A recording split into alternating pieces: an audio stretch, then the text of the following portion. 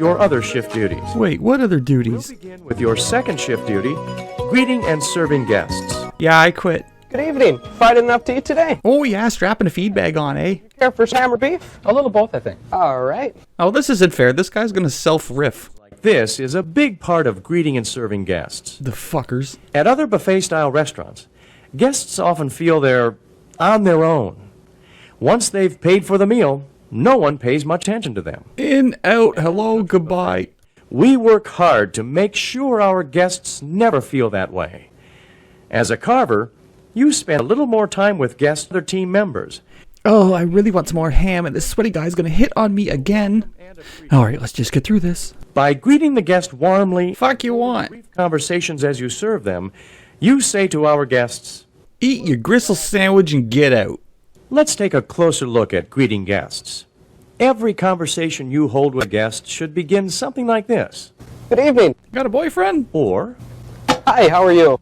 Oh, not so good. My back's kinda hurting, but who am I gonna complain to? try asking a question the guest can answer in a sentence or two.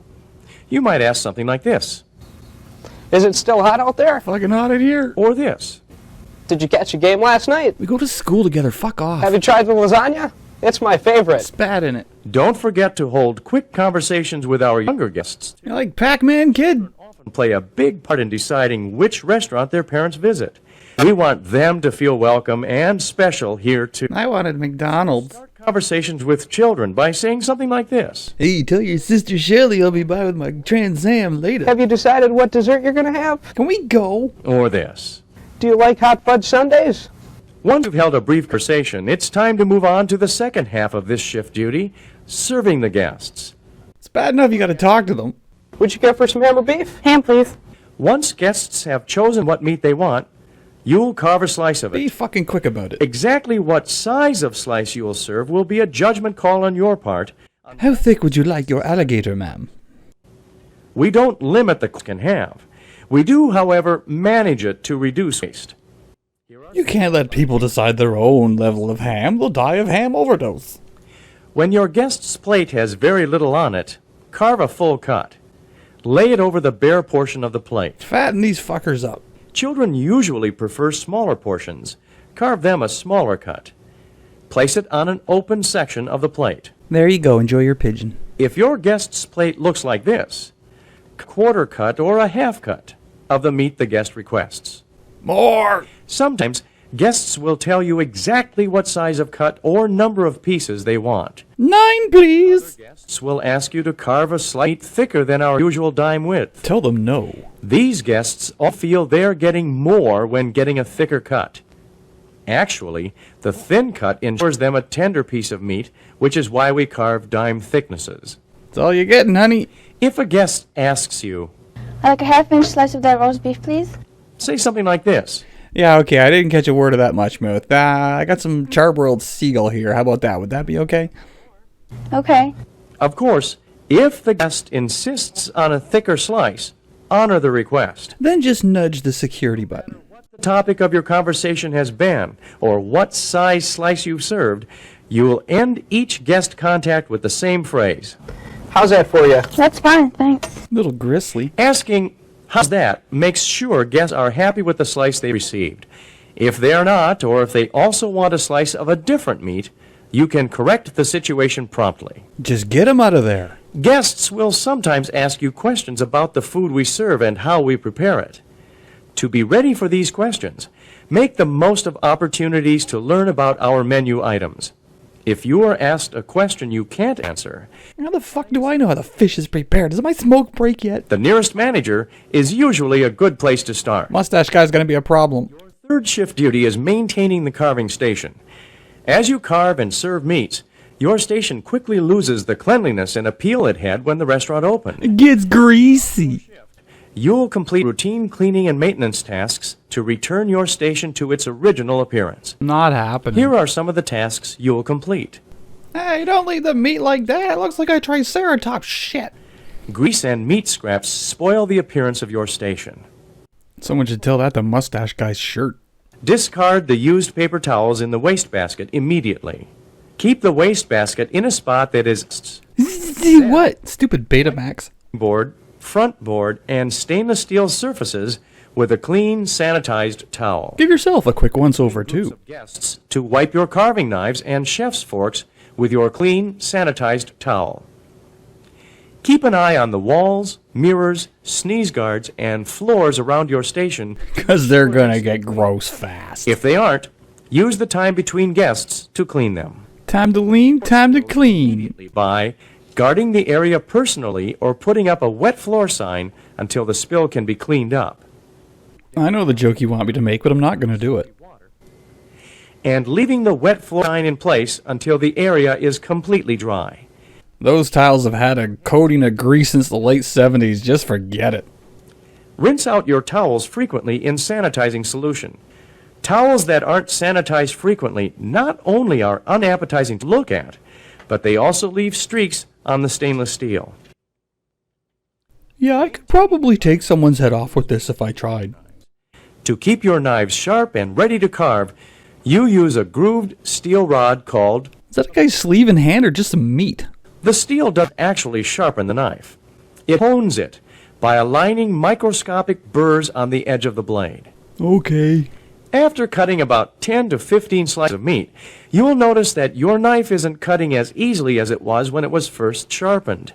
It's then that you'll use the steel to restore the knife's edge. They don't make me wear this chainmail glove, I just like it. Note that the process is described for right-handed carvers. If you are left-handed, reverse the process. And fuck you. Before you start, put a carver's protective glove on each hand. Hold the steel in your left hand. Hold the steel so the point is up. Now drive it into the zombie's brain and it should stop moving.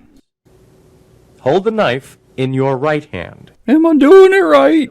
Keep rolling. The base of the steel on the side furthest from you. The cutting edge should be facing up. Blade up the steel, working left to right. Make sure the entire blade is drawn across the steel. Next, blade of the knife at the tip of the steel on the side closest to you. Again, the cutting edge should face up. Try not to cut yourself this time. Left to right. This hones the other side of the blade's cutting edge. Repeat this process several times on each side of the cutting edge. Try to think about someone you don't like. Draw the blade over the clean, sanitized towel lying on the carving counter. Do not hold the towel in your left hand. Your carving knives are sharp enough to slice not only through the towel, but all fingers. Remember, knives are never taken to the dish room for cleaning. Swipe on your pants. Once you have wiped the steel with your clean, sanitized towel, return it to its appropriate place. Till someone borrows it and doesn't fucking tell you. Your fourth shift duty is assisting when the guest flow is light. When there are no guests at your station and you're caught up on your own tasks, you'll assist line attendants. Jesus, how about a bathroom break? Your final shift duty is doing whatever it takes to take care of the guests. Is this vegan? Yeah, sure it is, buddy. Is our number one priority. You have many opportunities throughout your shift to lend a helping hand to our guests. Yeah, enjoy. Offer that helping hand, chances are you increase guests' satisfaction with his or her visit. Like my chainmail glove? Before we leave your shift duties, let's take a minute or two to look closely at something you need to be aware of every minute you're on the job. Safety. As a carver, you work in an area with a high potential for accidents. 8 hours with no bathroom break, someone's gonna have an accident. And the rush of a busy shift can sometimes combine to create a disaster. Try to keep cut people 12 or less a week. Here are a few things to keep in mind. Treat your knives with respect. They are razor sharp. Their Gen X level insults will have you sobbing in seconds. Unfortunately, it doesn't matter to the knife if it's cutting through a ham or your finger. Knife's like you'll screw up eventually, buddy. Let it hit the floor. In your haste to prevent it from falling, you stand a 50-50 chance of grabbing the blade, not the handle. Or if you're the last guy, right in the artery. Take extra time and care when you're washing knives. When both your hands and the knives are wet, it's easy to slip if you're hurrying. Slow down and complete the job safely. But I want to go home. In bus tubs, Lexans, or sinks full of soapy water. Be sure to leave it in the soapy sink so someone slits their hand open when they reach in. Dull knives are more dangerous than sharp knives. Because you have to work harder to get a dull knife to cut, the chances of cutting yourself or a guest are much greater. I ain't got time to bleed. Be aware at all times Oh, you gotta back up there, buddy. I could open you right up if you're not careful. guests may move their hands in the path of your knife. Keep an eye out for this potential. Oh, you again, eh? You never miss a stuff your face Saturday, do you? Your shift duties are the things you will spend the majority of your time doing. The rest will be crying in the back room and getting chewed out by your piece of shit boss. Greeting and serving guests. Maintaining the carving station. Assisting. Jimmy the Carver was arraigned on murder trials that summer. In a moment, the results of that trial.